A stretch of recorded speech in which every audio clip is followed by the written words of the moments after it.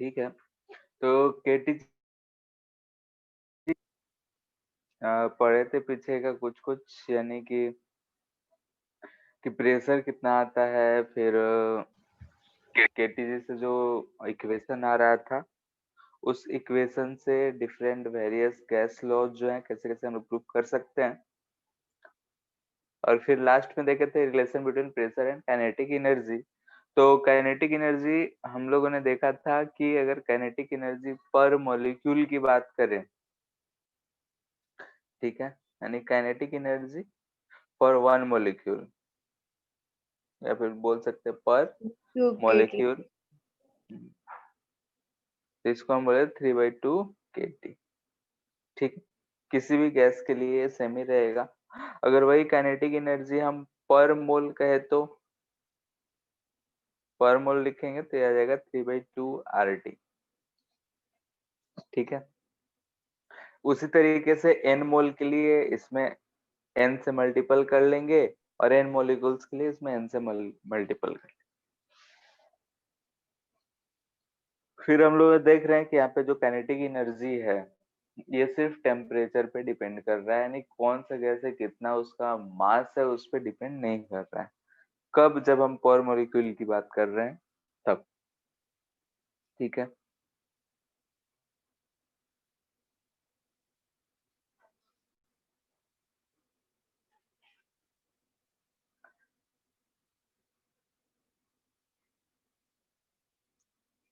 ठीक है, तो इस पे बेस्ड एक क्वेश्चन कर लेते हैं। तो क्वेश्चन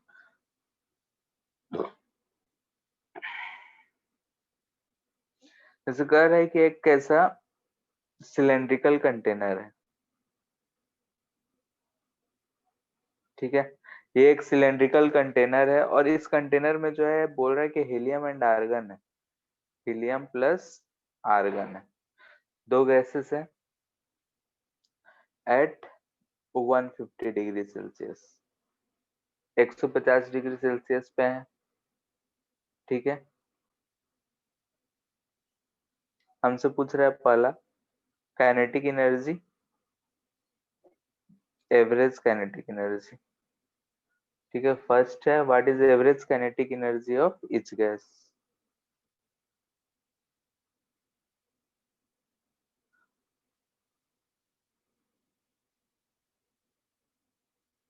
और सेकेंड है आरएमएस स्पीड।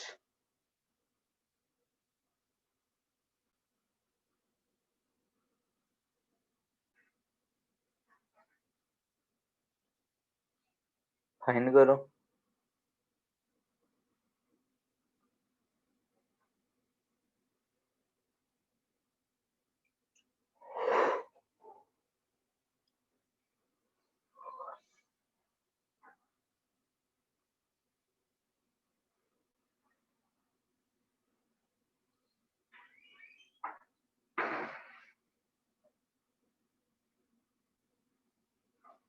सर के का वैल्यू क्या था? के का value 1.38 into 10⁻⁻³ joule per kelvin पर मॉलिक्यूल।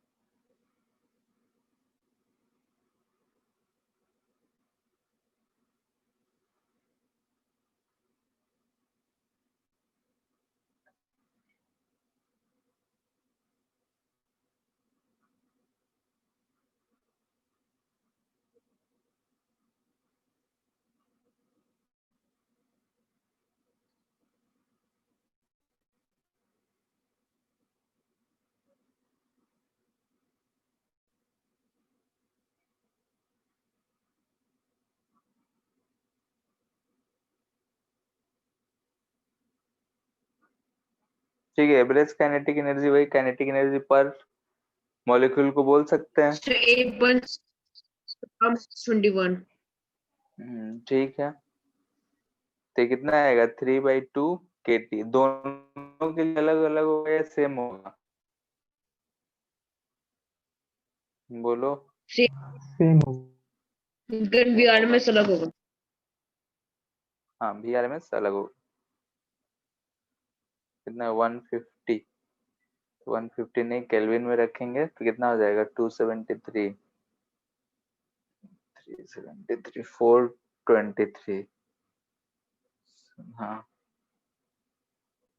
ठीक, कितना आ रहा है 8.7 समथिंग आ रहा है, 10⁻⁻21 जूल दे रखा है। So helium का 1624 मीटर पर सेकंड। हीलियम का 1624 मीटर पर सेकंड। हाँ 1624 मीटर पर सेकेंड, इसमें 1.62 किलोमीटर पर सेकेंड दे रखा है।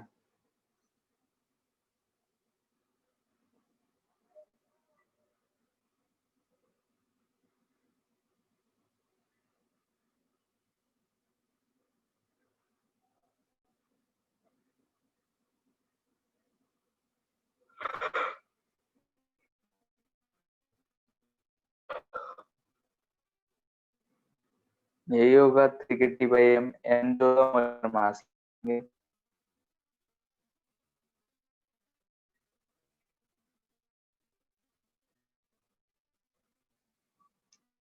तो मोलिकुलर मास यहाँ पे अगर देख रहे हैं तो यहाँ पे VRMS जो है दोनों का मास पे डिपेंड है।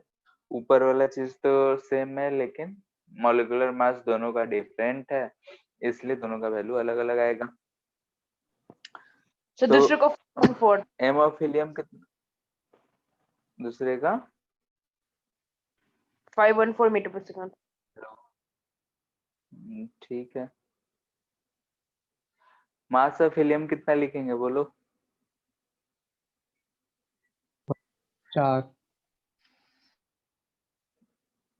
एक मॉलिक्यूल का लिखना है, वो तो 4 हम लोग लिखते हैं, 4 ग्राम, वो तो 1 मोल का होता है ना। 4 into 1.67 into 10⁻⁻26 kg।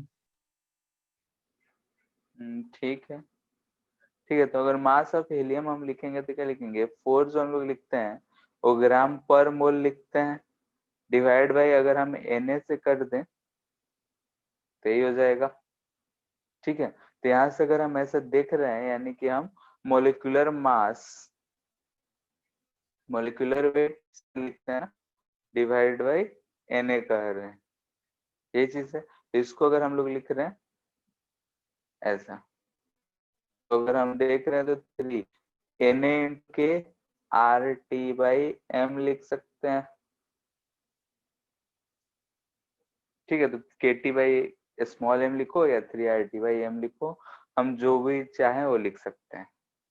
R का वैल्यू कितना होता है, 8.314 8.314 यूनिट जूल पर मोल केल्विन।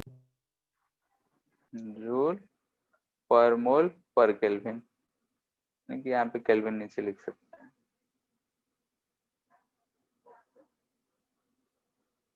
ठीक है, तो इसमें दोनों का वैल्यू रख के हम लोग सॉल्व कर लेंगे। तो R/Na तो K होगा ना। हाँ, R/Na के, या फिर यहाँ पे हम m का वैल्यू ये रखेंगे तो Na ऊपर चढ़ जाएगा, तो K इंटू Na क्या हो जाएगा, R हो जाएगा। यस सर, वही बोल। विलियम विलियम क्या हो जाएगा, √3 इंटू 8.14 इंटू T आ जाएगा 423 डिवाइडेड बाई मोलिकुलर वेट कितना है हीलियम का 4, जो भी है सॉल्व कर। वैसे आर्गन का भी हो जाएगा, RMS का ही बात हो रहा है। ऊपर वाला वैल्यू तो सेम रहेगा। आर्गन का एटॉमिक वेट कितना होता है, 46 शायद होता है। नहीं सर, 40 होता है, 40 होता है। 40 होता है ना। 40 होता है। इससे कैल्शियम 40 और होता आर्गन है। का सेम रहता है। ठीक है, तो इसको हम लोग सॉल्व करके लिख सकते हैं।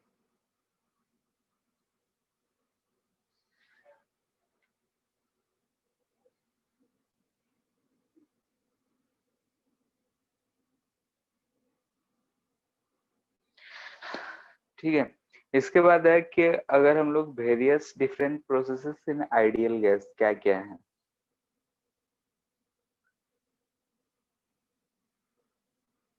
प्रोसेसेस इन आइडियल गैस, यहाँ पे हम लोग 3 प्रोसेसेस देखेंगे। पहला आइसोकोरिक, क्या होता है बोलो।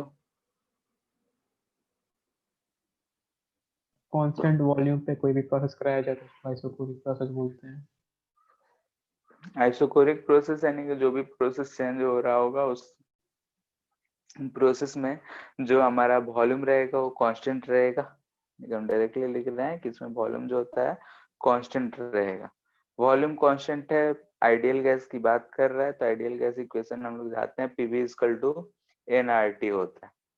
पीवी इक्वल टू एनआरटी में हम वॉल्यूम को कांस्टेंट कर रहे हैं।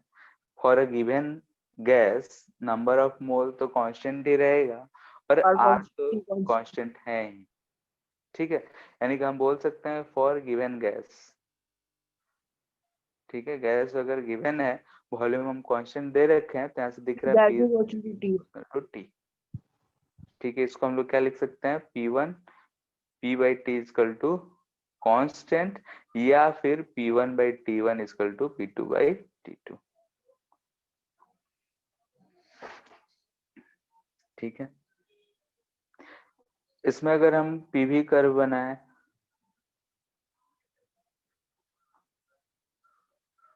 तो कैसा आएगा,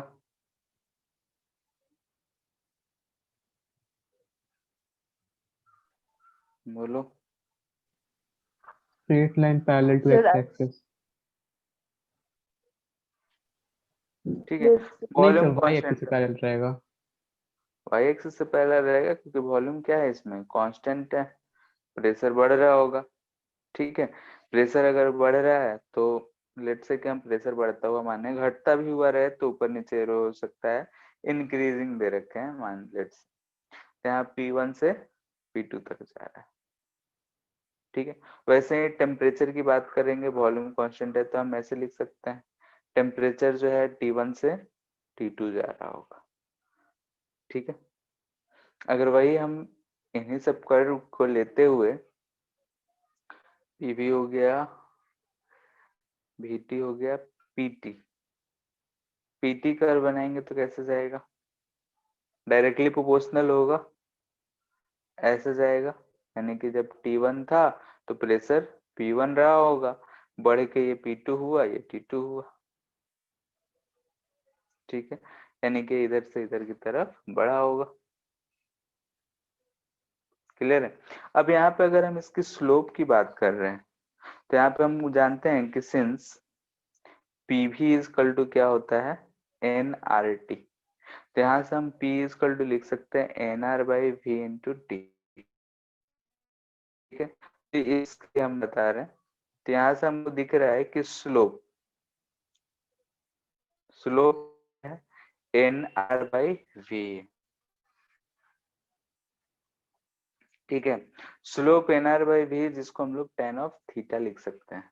यानी कि अगर कभी हमको ऐसा कंपेयर करने के लिए मिल जाए, ठीक है, लेट से कि ऐसा दो कर्व क्या है, ठीक है, ये 1 है, ये 2 है, ये P है, ये T है। ठीक है, तो अगर हम दो कर्व मिल जाए, लेट से कि सेम अमाउंट ऑफ गैस है, तो वॉल्यूम हम कैसे रिप्रेजेंट करते हैं, for if n equal to constant मान लेते हैं, सेम है, तो यहाँ से हमको दिख रहा है tan ऑफ थीटा जो है इनवर्सली प्रोपोर्शनल टू v है, यानी कि स्लोप जो है इनवर्सली प्रोपोर्शनल टू v है। तो यहाँ से अगर हम v1 और v2 में रिलेशन लिखना चाहें तो कौन सा ज्यादा होगा, बोलो। V2 ज्यादा ये होगा। दोनों का स्लोप रिप्रेजेंट कर, स्लोप 1 ज्यादा है तो V1 कम, ठीक है। 10 क्या V2 ज्यादा होगा। V2 ज्यादा होगा। tan थीटा है, tan थीटा अगर 0 से π/2 की बात कर रहे हैं तो 0 से π/2 तक tan थीटा इंक्रीजिंग फंक्शन होता है, तो हम लोग डायरेक्टली थीटा से रिलेट करके बोल सकते हैं, ठीक है।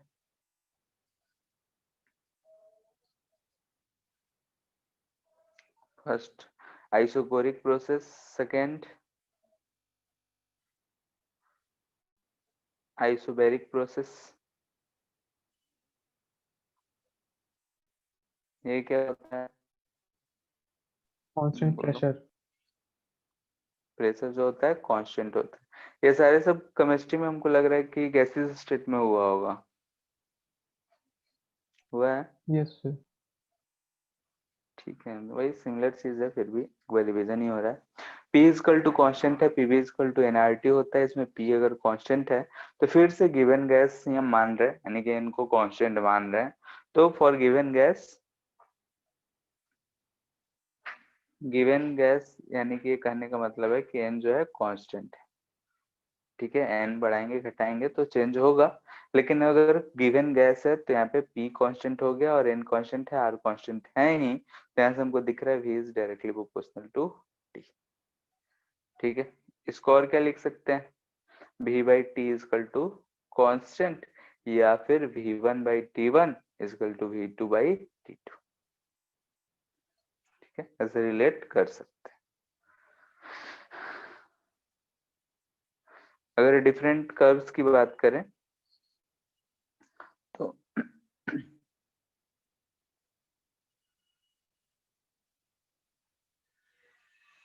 अगर हम पहले कर रहे हैं पीवी कर्व,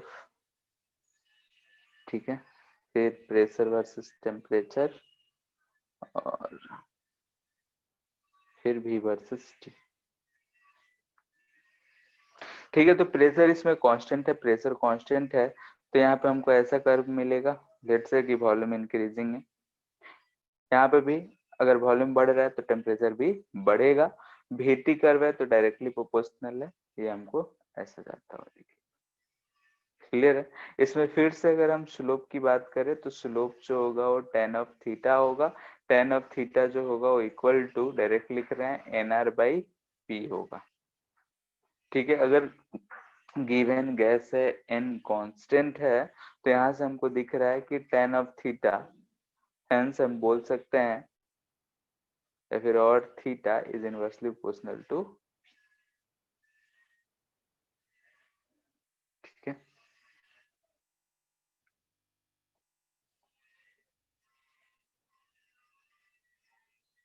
थर्ड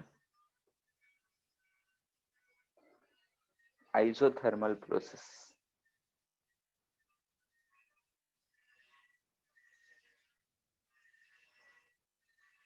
ठीक है। थर्ड जो आइसोथर्मल प्रोसेस है, आइसोथर्मल में टेम्परेचर जो होता है वो कांस्टेंट रहेगा, ठीक है। आइसोकोरिक यानी कि वॉल्यूम कांस्टेंट, आइसोबैरिक यानी कि प्रेशर कांस्टेंट, आइसोथर्मल यानी टेम्परेचर कांस्टेंट।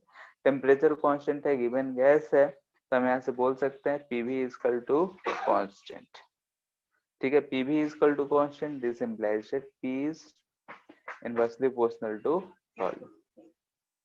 और क्या लिख सकते हैं? P1 V1 is equal to P2 V2, ठीक है। कोई सा भी चीज लिखो, बात एक ही चीज इंप्लाई हो रहा है, ठीक है। इसमें अगर हम डिफरेंट कर्व्स की बात करें,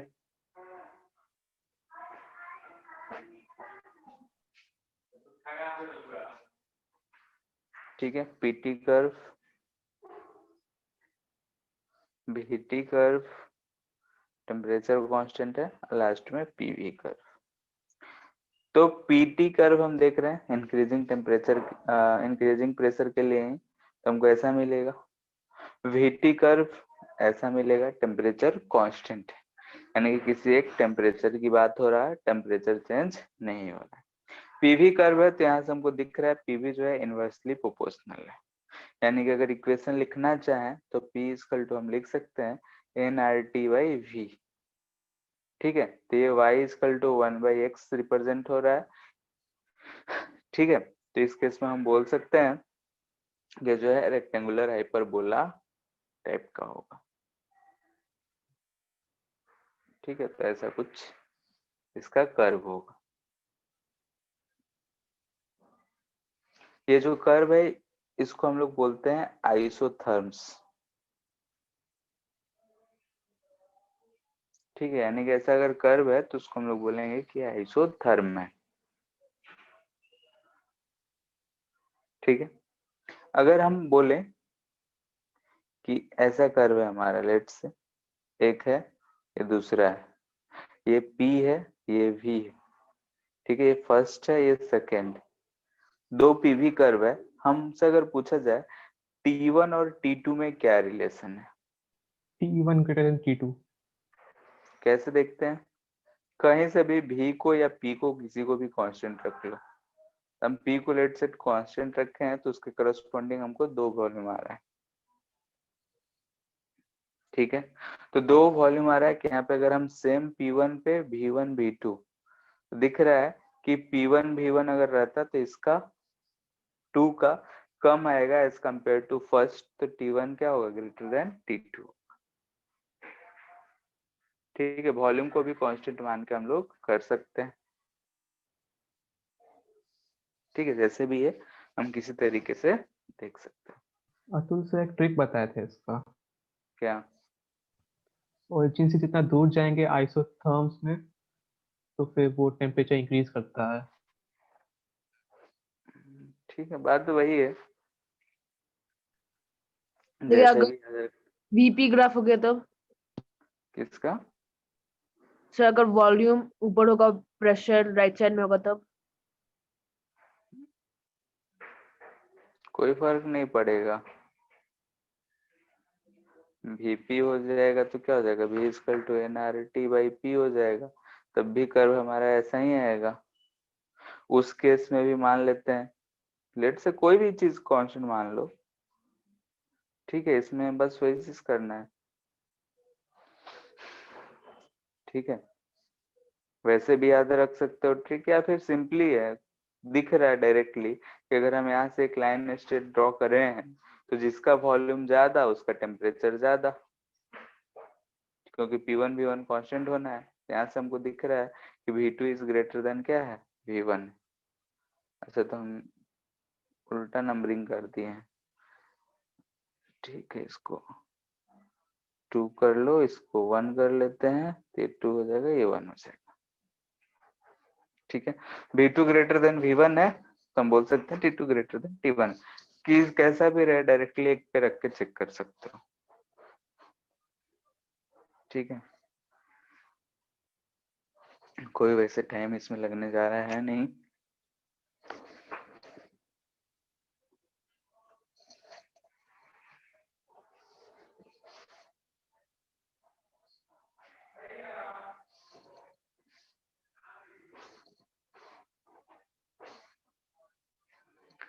ठीक है, पीवी कर्व दे रखा है हमको।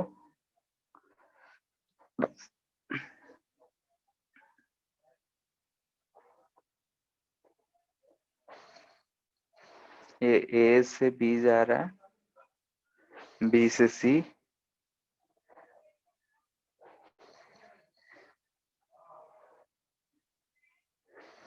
ठीक है।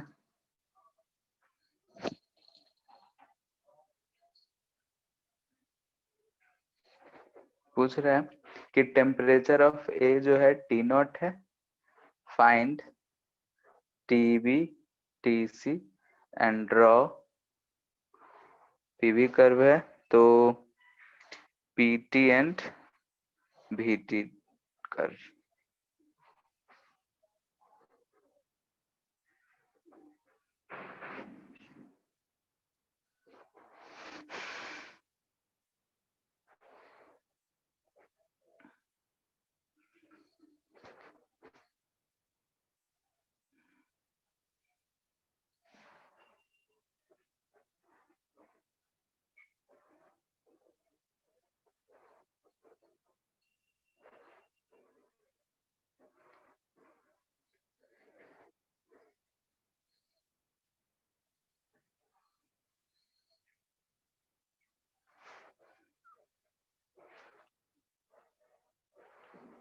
2 T0 4 T0। 2 T0 4 T0, ठीक है। ठीक है, देखो जैसे कि अगर हम कैसे P0 है, जैसे लिख लेते कोऑर्डिनेट टाइप का B0 P0 T0, ठीक है। T0 टेम्परेचर है, 3 वाला मत समझना कि XYZ लिखा हुआ है। A से B जा रहे हैं, तो A से B जो है प्रोसेस कैसा है, आइसोकोरिक। आइसोकोरिक दिख रहा है, वॉल्यूम कांस्टेंट है, प्रेशर डबल हो रहा है, आइसोकोरिक है, एंड प्रेशर जो है P0 से 2 P0 हो रहा है, तो टेम्परेचर जो है T0 से क्या हो जाएगा 2 T0, तो यहाँ का टेम्परेचर कितना आ जाएगा 2 T0। फिर देख रहे हैं B से C, B से C जो है वो क्या है, आइसोबैरिक, आइसोबैरिक है, और वॉल्यूम जो है वो V0 से 2 V0 आ रहा है, तो टेम्परेचर क्या हो जाएगा 2 T0 से 4 T0 चलेगा, तो यहाँ का टेम्परेचर हमको कितना मिलेगा 4 T0। सिंपली देख सकते हैं, कर्व बन ही गया होगा। पहला क्या है PT, यानी कि P0 T0 पे यहाँ पे है A पॉइंट, ठीक है।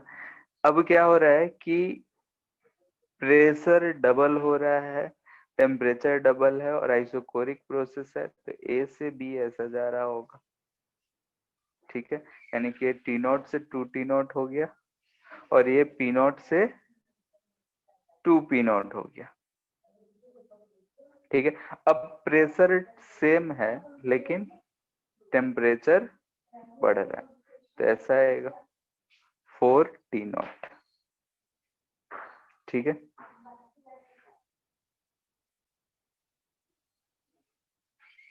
सेकेंड है VT, VT बोलो कैसे आ रहा है, पहले स्ट्रेट लाइन, पहले parallel to X axis straight line, उसके बाद फिर कुछ स्लोप पे है। ठीक है, ऐसा आ रहा होगा। यहाँ पे V0 T0, ये आ जाएगा 2 T0, और ये आ जाएगा 4 T0। स्लोप 1 होगा, क्या स्लोप 1 होगा। स्लोप 1 नहीं रहेगा, VT कर्व है, तो स्लोप क्या लिखेंगे बताओ, NR/P, यहाँ पे 2P आ जाएगा, ठीक है। इस केस में अगर स्लोप लिखना होगा तो स्लोप क्या आएगा बताओ, P0 है तो ये NR/V0। सर हाँ कुछ नहीं सर। ठीक है, अभी तो बताया कि अगर स्लोप लिखेंगे तो क्या है ये, PV equal to NRTL। First case में दिख रहा है V कांस्टेंट है, तो NR/V0 जो होगा, यहाँ से हमको MX दिख रहा है, बस इसी से रिलेट करके लिख लेना है।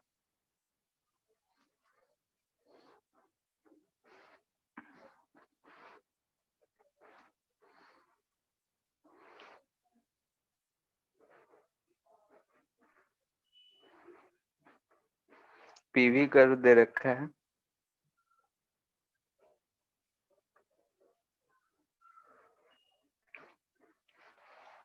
A से B, B से C,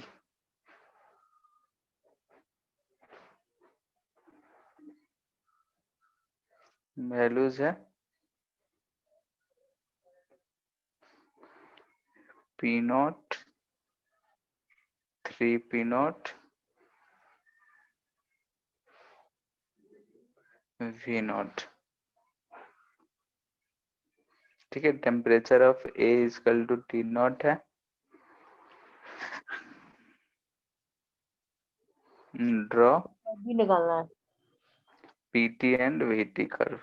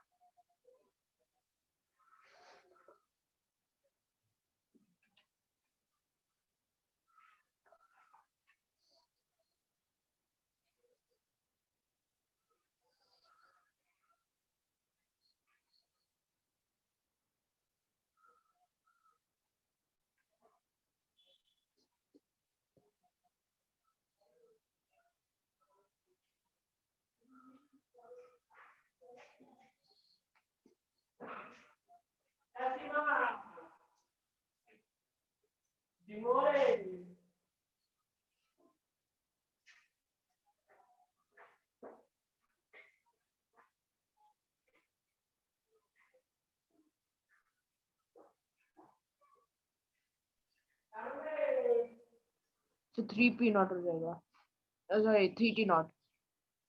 हम्म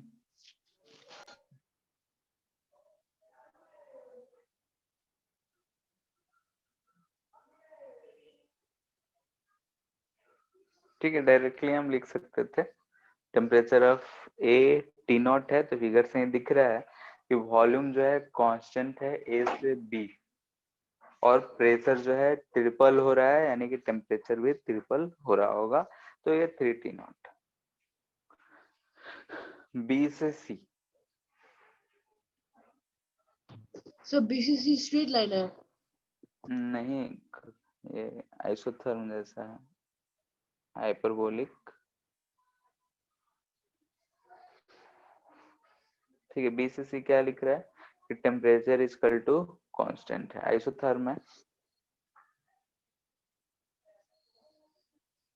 ठीक है, तो बी का टेम्परेचर और सी का टेम्परेचर सेम ही रहेगा, यानी कि यहाँ का अगर हम टेम्परेचर टी नॉट लिखे हैं तो यहाँ का टेम्परेचर 3t0, तो यहाँ का भी टेम्परेचर 3t0। ठीक है,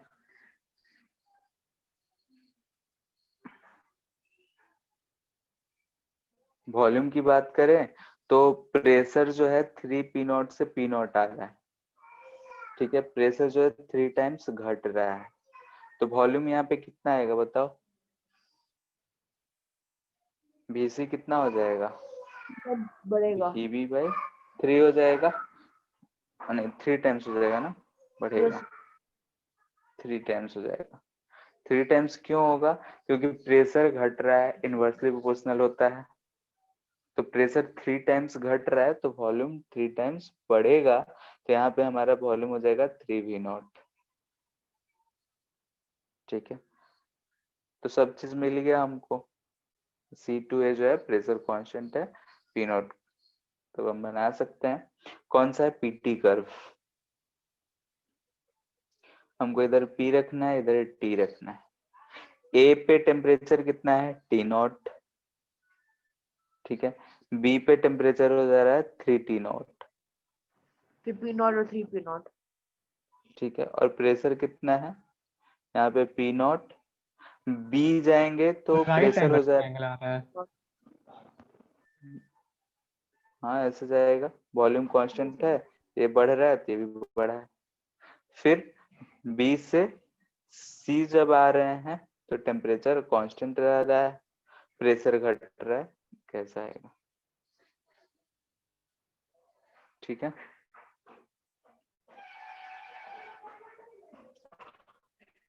और VT कर्व कैसा आ जाएगा, सिमिलरली बोलो कैसा आ रहा है, फिर ऐसे ही आएगा। ऐसे ही आ रहा है। ठीक है, पहले वॉल्यूम जो है A से B कांस्टेंट है, टेम्परेचर बढ़ रहा है, A से B जा रहा है। ठीक है, ये T0 से 3t0 हो रहा है, तो pp को उल्टा हो जाएगा। हाँ ये ऐसा आ रहा है। ठीक है, डायरेक्शन चेंज हो जा रहा है, यस सर। स्लोप भी चेंज ही रहेगा। NR/P0 है, इसमें NR/P0 है। ठीक है,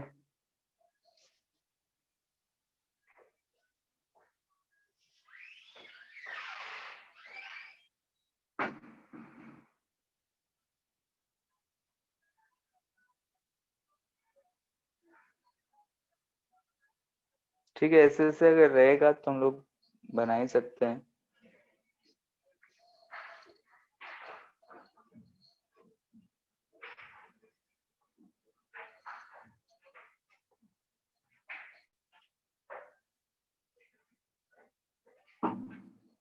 ठीक है,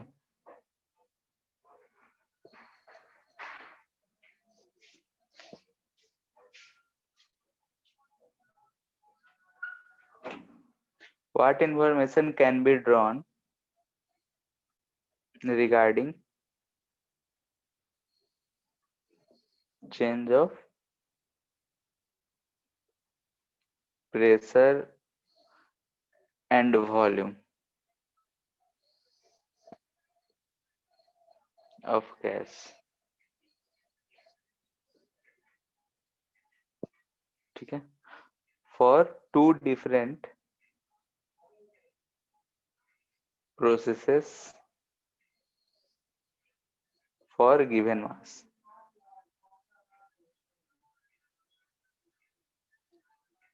ठीक है, यानी कि दो डिफरेंट प्रोसेसेस है, गिवन मास है, उसके लिए ऐसा लिखा गया है, ये वीटी कर्व है,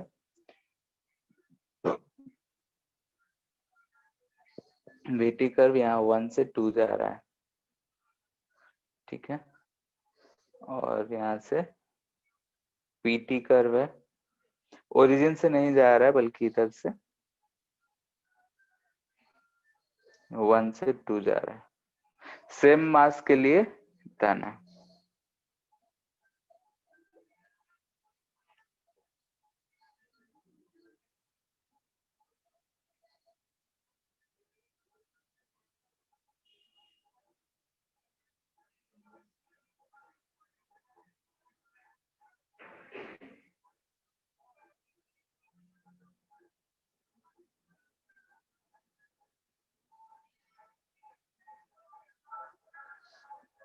ठीक है, यानी कि यहाँ रिस्पेक्टिवली दोनों कर्व के लिए, यानी कि इसमें प्रेशर के लिए कमेंट करना है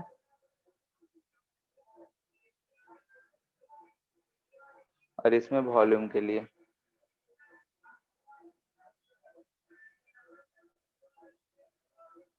ठीक है, स्लोप पे डिपेंड करेगा। तो कैसे क्या होगा वही बताना है। 1 से 2 जा रहे हैं तो प्रेशर कैसे चेंज होगा फर्स्ट में? स्लोप 1 से कम या ज्यादा है? वो तो कुछ नहीं दे रखा है, सिर्फ ये दे दिया है, पीछे बढ़ाएंगे तो ऐसे जाएगा। खैर नेगेटिव का तो दिया नहीं है।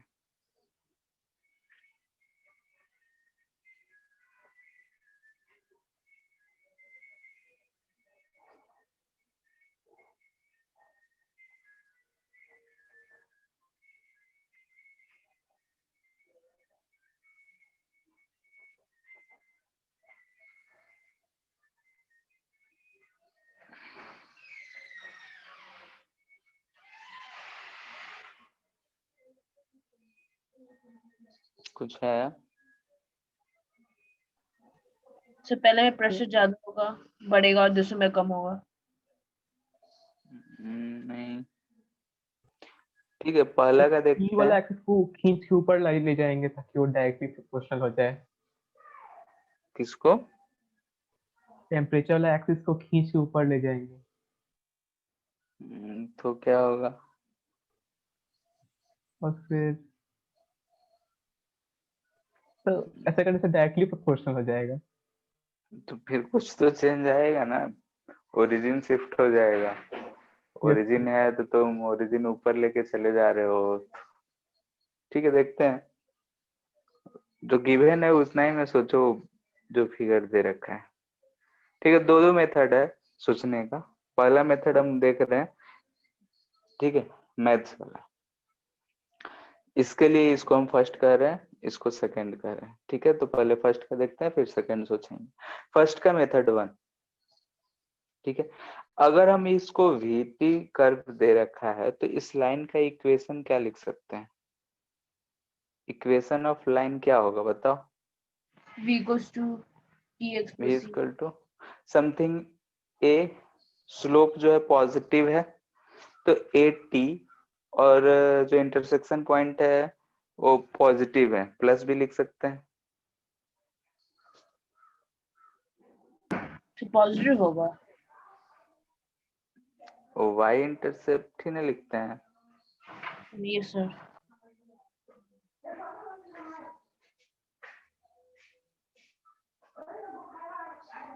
ठीक है, v एक्सिस है तो v एक्सिस से तो ऊपर ही कट कर रहा है।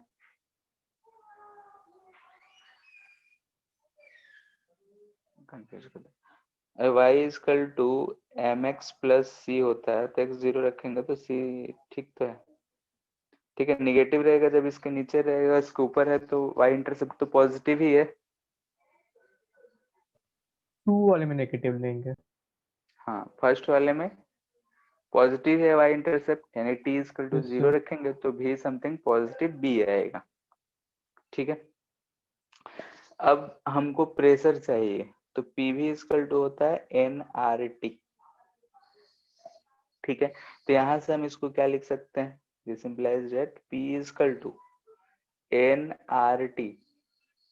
हम इसको इसलिए टेम्परेचर के टर्म में लिख रहे हैं AT प्लस B, टेम्परेचर के टर्म में लिख ले रहे हैं ताकि हमको दिख रहा है यहाँ से फिगर में कि 1 से 2 जा रहे हैं तो टेम्परेचर बढ़ रहा है, तो या तो टेम्परेचर को रिप्लेस करें या फिर वॉल्यूम को, जिसको भी रिप्लेस करना है। तो टेम्परेचर के टर्म में लिख रहे हैं, तो यहाँ से आ जा रहा है NR by A plus B by T।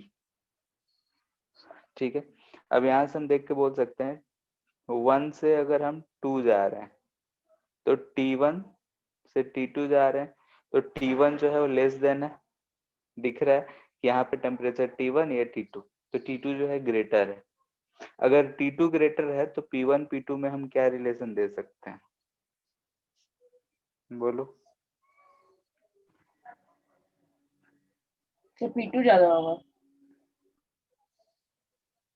यहाँ पे अगर हम T1 वैल्यू रखते हैं तो T1 छोटा है, तो A प्लस समथिंग, ये छोटा है तो ये वाला क्वांटिटी बड़ा रहेगा, A प्लस समथिंग, और जब T2 रखेंगे तो ये क्वांटिटी और छोटा हो जाएगा, तो A प्लस छोटा में जोड़ेंगे तो नीचे वाला तो क्वांटिटी कम हो जा रहा है, तो नीचे का जैसे कि कैसे बताएं, बात समझ आ रहा है। जैसे कि अगर हम A प्लस B बाई 3 रखें, ठीक है, और एक बार A प्लस B बाई 4 रखें, कौन सा क्वांटिटी ज्यादा होगा, B by 3. A plus B by 4। A तो कट जा रहा है, B बाई 3 जो है ग्रेटर है। ठीक है, यानी कि ये वाला जब डिनोमिनेटर की बात हो रहा है तो डिनोमिनेटर जब बड़ा होगा तो P क्या होगा, कम होगा, यानी कि P1 जो होगा वो कम होगा as compare to P2। Yes, sir. Yes ठीक सर, है, ग्राफ से भी पता चल रहा है।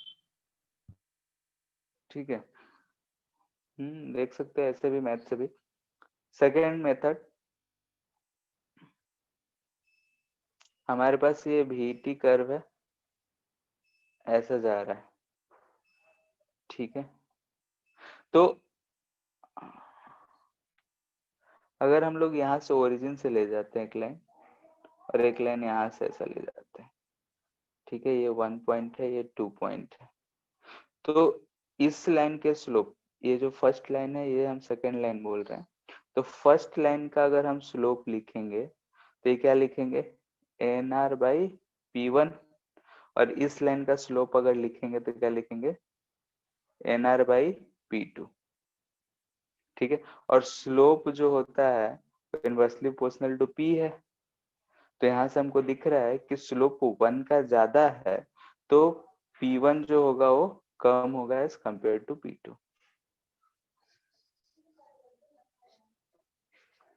ठीक है, यानी कि हम यहाँ पे क्या किए कि हम सोचे कि एक अगर प्रेशर P1 पे होता और कांस्टेंट होता तो उस समय ऐसा एक लाइन जाता, और जब P2 पे होता कांस्टेंट होता तो ऐसा जाता। फिर दोनों के स्लोप को कंपेयर करें तो 1 का स्लोप ज्यादा है तो P1 जो होगा कम होगा। क्लियर है, ये बात समझ आया। Yes, sir. ठीक है, तो ऐसे ही सेकंड के लिए देख सकते हैं हम लोग, जिस भी मेथड से देखो, तो मेथड 1 हम छोड़ दे रहे हैं सॉल्व, मेथड 2 से हम बता देते हैं। मेथड 2 क्या में क्या था, पीटी कर्व दे रखा है, ऐसा जा रहा है। ठीक है, तो हम इसको कांस्टेंट वॉल्यूम, ये 1 है ये 2 है, तो एक लाइन को यहाँ से ऐसे ले जाए, एक लाइन को हम यहाँ से ऐसे ले जाए, तो ये आ जाएगा V1 के लिए, ये आ जाएगा V2 के लिए। तो स्लोप 1 जो है लेस देन स्लोप ऑफ 2 है, और स्लोप जो होता है वो इनवर्सली प्रोपोर्शनल टू V होता है, तो V1 V2 है तो V1 is greater than V2 होगा। ठीक है, बाकी मैथमेटिकली सॉल्व कर सकते हो।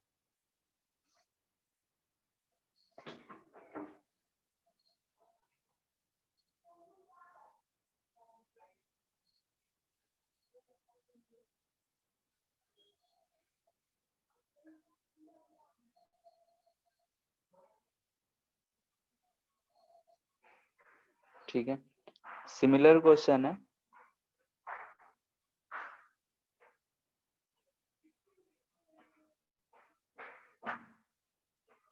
चेंज इन टेम्परेचर के रिगार्डिंग हम कैसे कमेंट करेंगे जब हमको गिवन गैस के लिए यानी कि n कांस्टेंट है उसके लिए पीवी कर्व दे रखा है।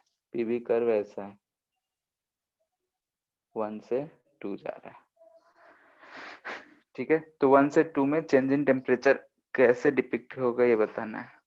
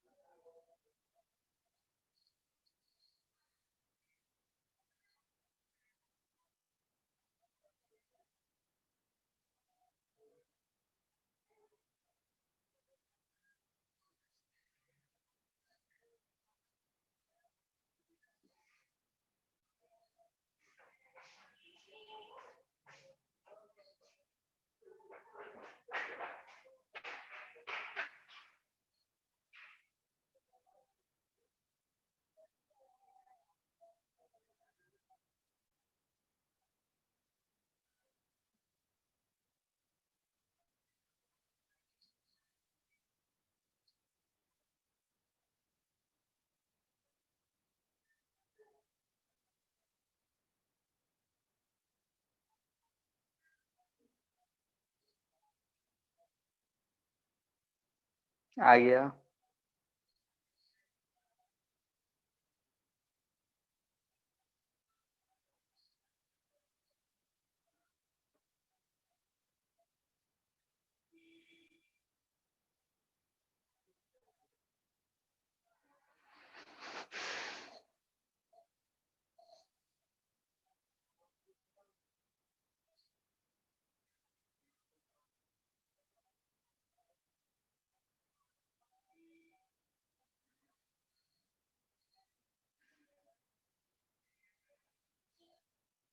लो, नो सर।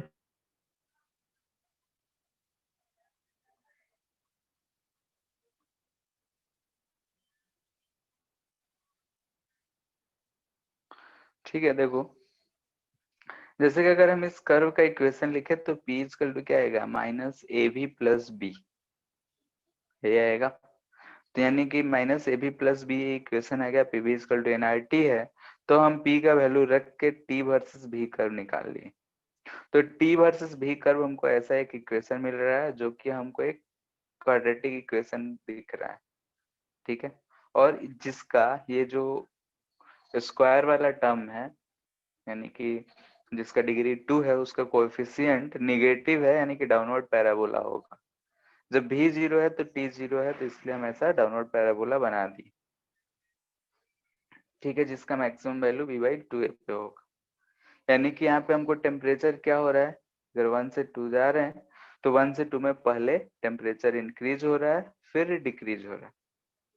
ठीक है, यानी कि भी अगर हम बढ़ रहे हैं 0 से अगर बढ़ते जा रहे हैं तो एक v by टाइम 2 तक होता है, क्या माइनस v by 2 होता है। माइनस b/2a होता है। तो ये b a का वैल्यू निगेटिव है तो प्लस नहीं हो जाएगा। Yes sir. Yes sir. ठीक है, वही। तो यहाँ पे हमको दिख रहा है कि टेम्परेचर पहले इंक्रीज हुआ है फिर डिक्रीज हुआ है। ठीक है, अगर हम ऐसे भी सोचते तो कैसे सोचते। ठीक है, अगर ठीक है अगर हम ए से बी जाते हैं, आइसोथर्मली जाते हैं, तो हमारा कर्व ऐसा हाइपरबोलिक कुछ आता। ठीक है, कर्व जो है हाइपरबोलिक जाता, अगर ऐसा जाता तो हम लोग देखते कि 1 से जब 2 जा रहे हैं तो टेम्परेचर कांस्टेंट रह रहा है, लेकिन अभी हमको स्ट्रेट लाइन दे रखा है, इस 1 पे भी टेम्परेचर टी मान लेते हैं T1 है, तो यहाँ पे भी टेम्परेचर T1 है अगर इस बात से हम जा रहे हैं तो। ठीक है, तो दिख रहा है क्या कि यहाँ पे भी टेम्परेचर T1 है, यहाँ पे भी टेम्परेचर सेम ही है T। ठीक है, दोनों जगह पे टेम्परेचर सेम है। अब रास्ते में क्या हुआ है, अगर हम इस पाथ से आते तो टेम्परेचर सेम रहता, लेकिन हम ऐसा गए नहीं, तो रास्ते में क्या हुआ है, प्रेशर घट रहा है, वॉल्यूम बढ़ रहा है। तो पहले रेट ऑफ प्रेशर डिक्रीज हो रहा है तो टेम्परेचर घटा होगा, फिर बाद में जब वॉल्यूम का रेट आया है कुछ तो उसके हिसाब से टेम्परेचर फिर बढ़ा है, तभी इनिशियल और फाइनल टेम्परेचर सेम है, यानी कि रास्ते में या तो पहले बढ़ा होगा या फिर पहले घटा होगा। ठीक है, तो उसी चीज को हम रिलेट करें तो यहाँ से इक्वेशन हमको आराम से दिख जा रहा है। बाकी तुम इस कर्व से भी सोचो कि अगर आइसोथर्मल होता तो 1 और 2 का टेम्परेचर ऐसा कर्व जाता और सेम रहता। 1 और 2 का टेम्परेचर अगर सेम रहता तो रास्ते में क्या हुआ, ठीक है, हम यहाँ पे डायरेक्टली हम नहीं कर सकते हैं कि 1 और 2 का टेम्परेचर सेम ही हो, लेकिन अगर हम कंपेयर करें तो 1 और 2 का टेम्परेचर सेम है, यानी कि रास्ते में जरूर या तो पहले बढ़ा होगा फिर घटा होगा, या फिर घटा होगा फिर बढ़ा होगा। ठीक है, तो यहाँ चूंकि प्रेशर घट रहा है और उसका ज्यादा अमाउंट में घट रहा है, जो भी वैल्यू ज्यादा होता है वो घट रहा है तो ज्यादा इफेक्ट करता है, तो पहले टेम्परेचर घटा होगा फिर बाद में बढ़ा होगा। तो ऐसे सोच के बोल सकते हैं, या फिर यहाँ कर्व से हमको डायरेक्टली दिख रहा है।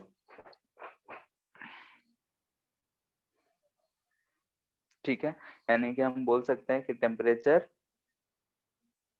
First increases and then decreases.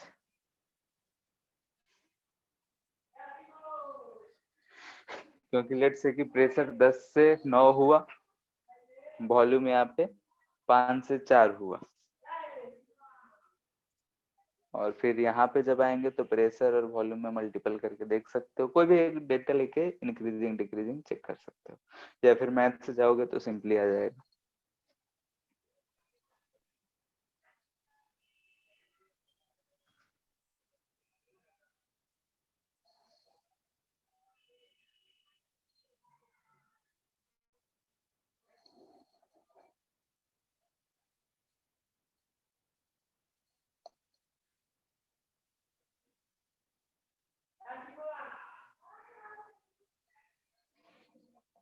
ठीक है,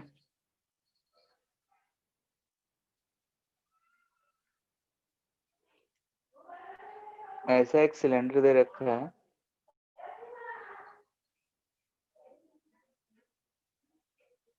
ठीक, इसमें यहाँ पे एक ढक्कन है यानी पिस्टन है।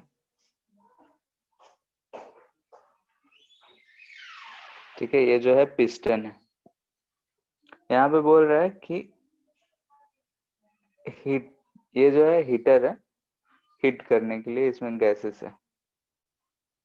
ठीक है, ये जो हीट है ऐसा अगर लिखा है नहीं कि इससे हीट प्रोवाइड हो रहा है।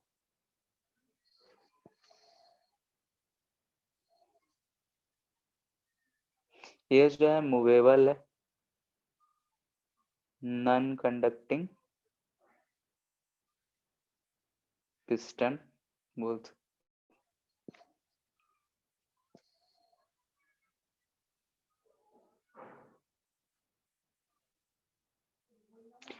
ठीक है, अब ये कह रहा है कि अगर हम टेम्परेचर को बढ़ा रहे हैं, ठीक है, इफ टेम्परेचर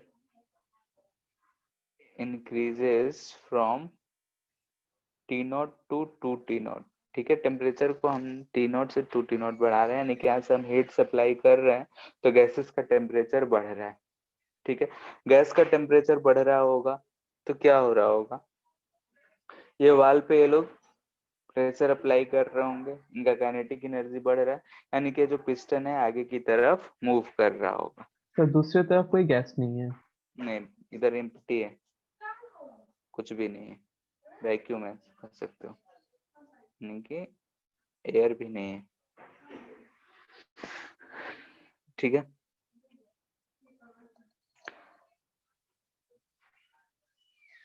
हमसे बोल रहा है कि temperature increases from T naught to T naught, find displacement of piston. ठीक है, डिस्प्लेसमेंट ऑफ पिस्टन कितना हुआ होगा। एक चीज इसमें हम बता दें, क्योंकि अभी थर्मोडायनेमिक्स उतना नहीं पढ़े हैं, तो हीट गिवन कितना क्या चेंजेस हो रहा है वो सब हम नहीं जानते हैं। तो यहाँ पे अगर हम उसमें धीरे धीरे टेम्परेचर इंक्रीज कर रहे हैं तो काइनेटिक एनर्जी बढ़ रहा होगा और पिस्टन को आगे की तरफ बढ़ा रहा होगा, यानी कि वॉल्यूम इंक्रीज कर जा रहा होगा। इस दौरान प्रेशर जो होगा वो कांस्टेंट रहेगा, ठीक है। यानी कि फ्री एक्सपेंशन अगर है तो प्रेशर कांस्टेंट रहेगा।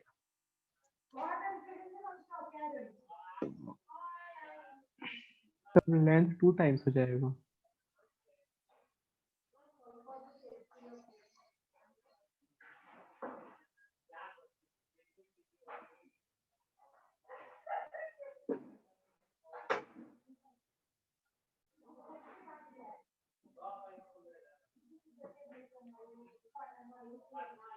ये चीज दे रखा है इनिशियली,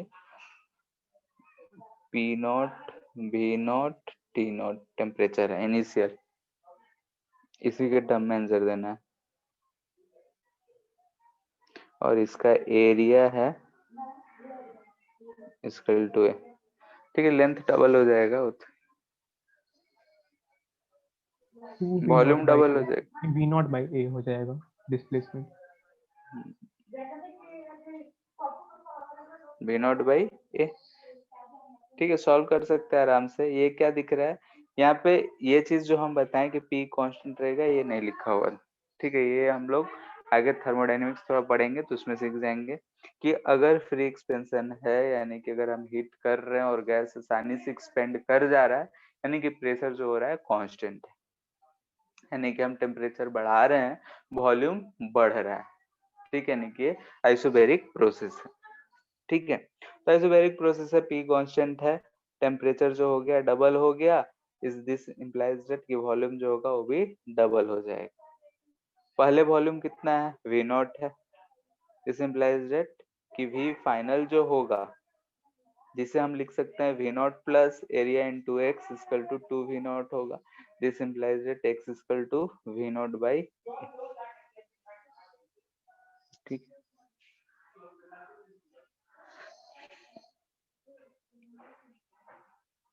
ऐसा ही एक क्वेश्चन और है,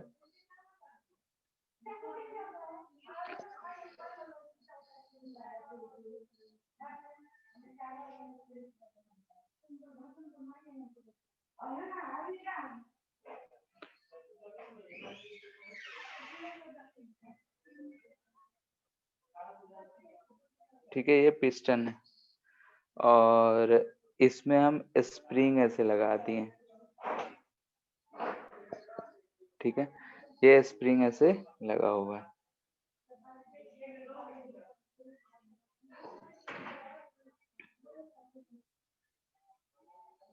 ठीक है। एटमॉस्फेरिक प्रेशर है,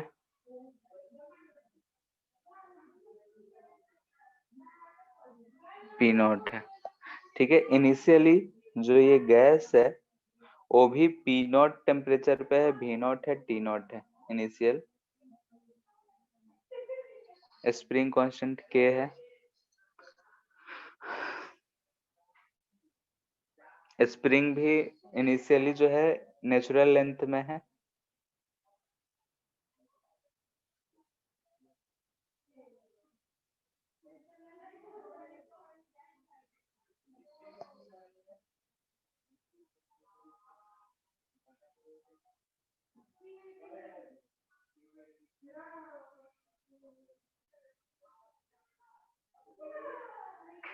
ठीक है।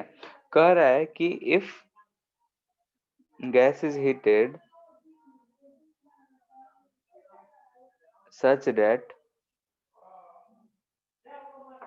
piston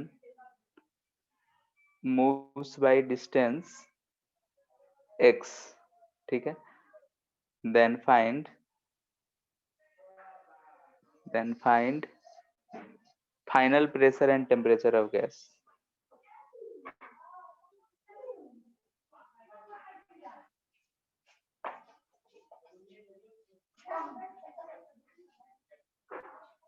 ठीक है, एटमॉस्फेरिक प्रेशर पी नॉट यानी कि पहले सब कुछ इक्विलिब्रियम में था, अब धीरे धीरे हम हीट करना शुरू किए यानी कि टेम्परेचर बढ़ाना शुरू किए। टेम्परेचर बढ़ाए तो पिस्टन जो है एक्स जो है डिस्प्लेस कर रहा है, ऑफ कोर्स एक्सपेंड कर रहा होगा। और यहाँ पे रुकावट, पिछले वाले केस में फ्री एक्सपेंशन था, इसलिए हमने बोला कि क्या कहते हैं वॉल्यूम प्रेशर जो होगा कांस्टेंट रहेगा, लेकिन यहाँ पे फ्री एक्सपेंशन नहीं है, स्प्रिंग को कंप्रेस करना पड़ेगा, इसलिए प्रेशर चेंज होगा।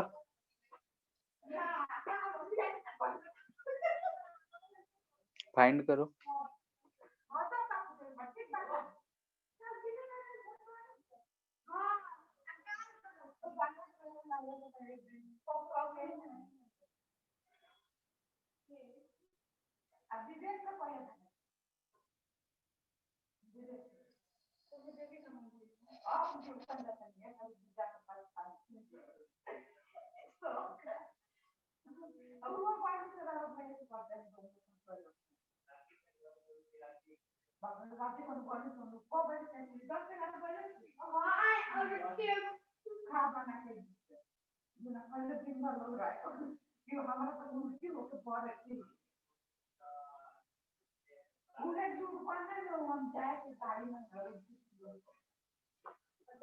हो गया।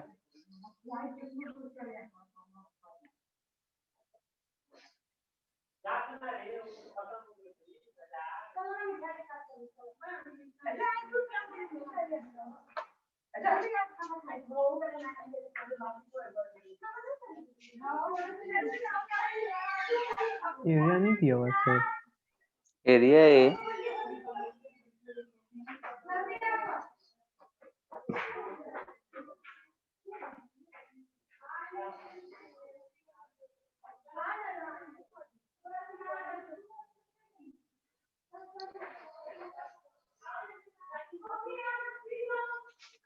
फाइनल प्रेशर होगा P naught plus K X by A not. ठीक है,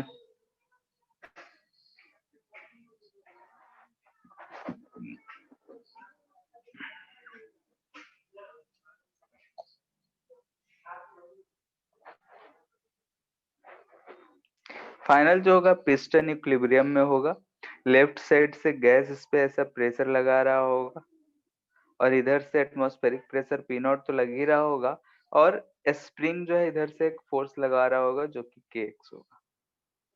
ठीक है, तो प्रेशर है फोर्स है, तो हम इक्विलिब्रियम में लिखने के लिए फोर्स ही रखेंगे, तो क्या लिखेंगे P gas into A equal to P naught A plus K X. ध्यान से पी गैस कितना आ जाएगा, P naught plus K X by. ठीक है, अब टेम्परेचर फाइंड करना है। P naught plus K X by A into V naught plus A X by R T.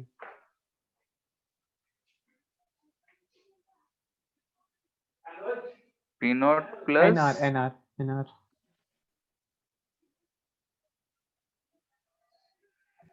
P naught plus K X by A N into are V नहीं naught plus A रहेगा। X by N R. ठीक है, N question में दे रखा है क्या मोल? नहीं sir, तो उसको P naught V naught T naught के टर्म्स में लिखना होगा। हाँ तो लिखो।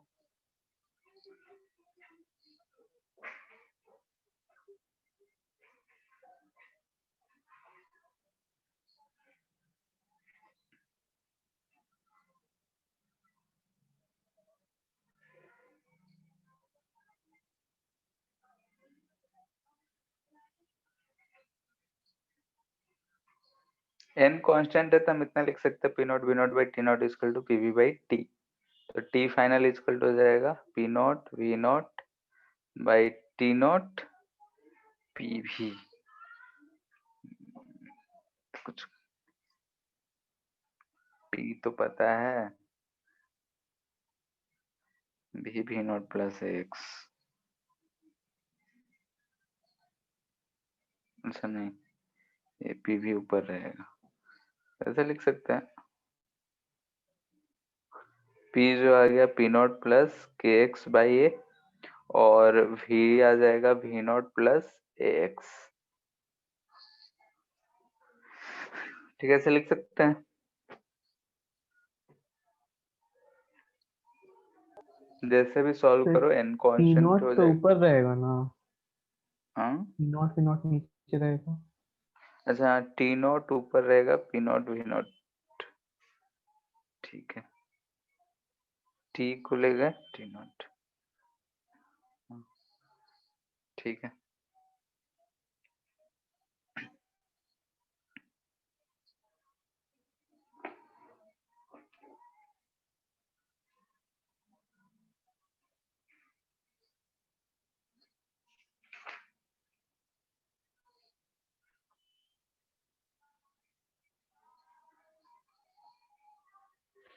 ठीक है। इसके बाद हम लोग का और दो छोटा टॉपिक बच जा रहा है।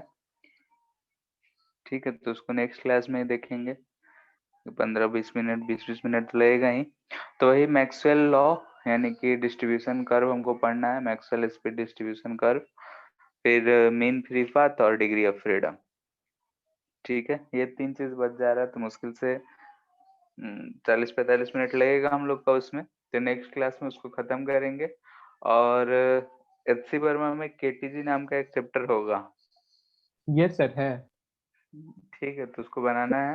तो मैं ना हाँ, क्लास 12 बोला मैं।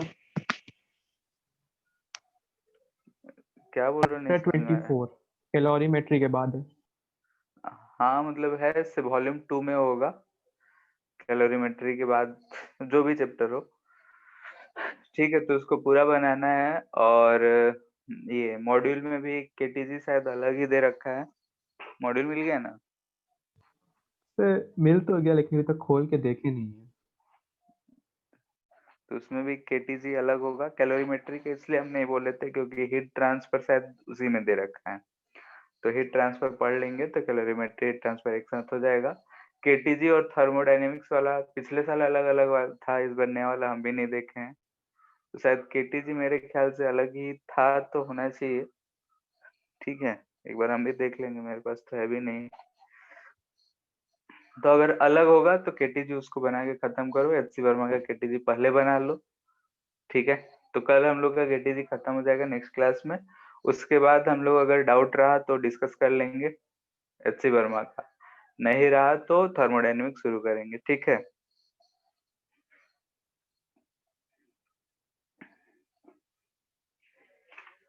लो। Yes yes sir. सर। ठीक है, फिर आज के लिए इतना ही। Thank you sir. करेंगे क्या लो, लाइक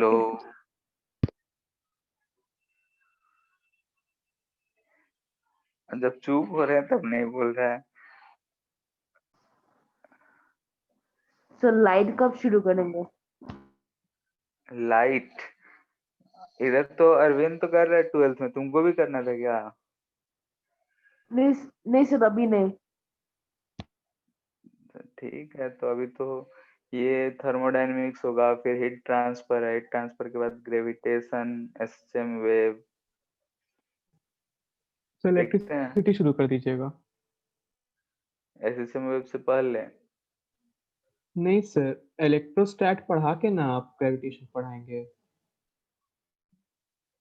देखते हैं, सोचे तो वही है कि उसमें ज्यादा आसानी से हो जाएगा, सिर्फ फॉर्मूला लिख लिख के काम बन जाएगा। ठीक है, तो पहले इलेक्ट्रिसिटी पढ़ लेंगे। और यही सोच रहे हैं कि जैसे कि एग्जाम होगा तुम लोग का मार्च में, एग्जाम होगा कि नहीं होगा?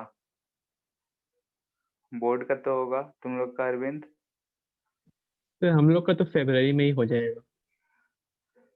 ठीक है, अगर कंटिन्यू रहेगा तो इलेक्ट्रिसिटी शुरू कर देंगे। ठीक है, नहीं तो अगर मान लेते हैं ब्रेक व्रेक देना होगा तो ऐसा चैप्टर शुरू करेंगे जो खत्म हो जाएगा। ठीक है, नहीं तो इलेक्ट्रिसिटी पता चलेगा बहुत लंबा चैप्टर है, कम से कम नॉर्मली 20 से 25-28 लेक्चर लगता है।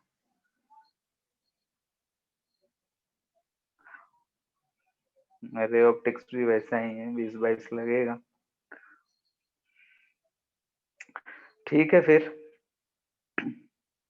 तो सर थर्मोडायनेमिक्स के बाद वेव स्ट्रक्चर पढ़ाइएगा ना? वही पढ़ लेंगे। ठीक है, 11th का खत्म हो जाएगा। Yes sir. ठीक है फिर। और ज्योत्सना सर कुछ बोलती है ही नहीं, चुपचाप है। हमको तो लगा कि आज ही नहीं है।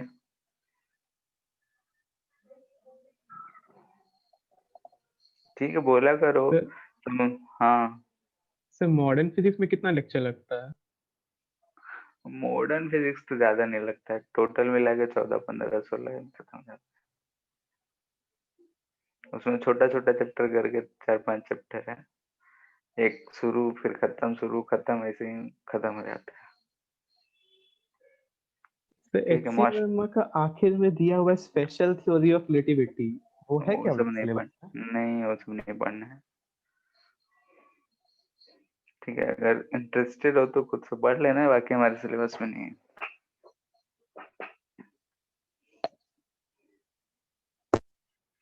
ठीक है फिर। Thank you sir. Thank you to.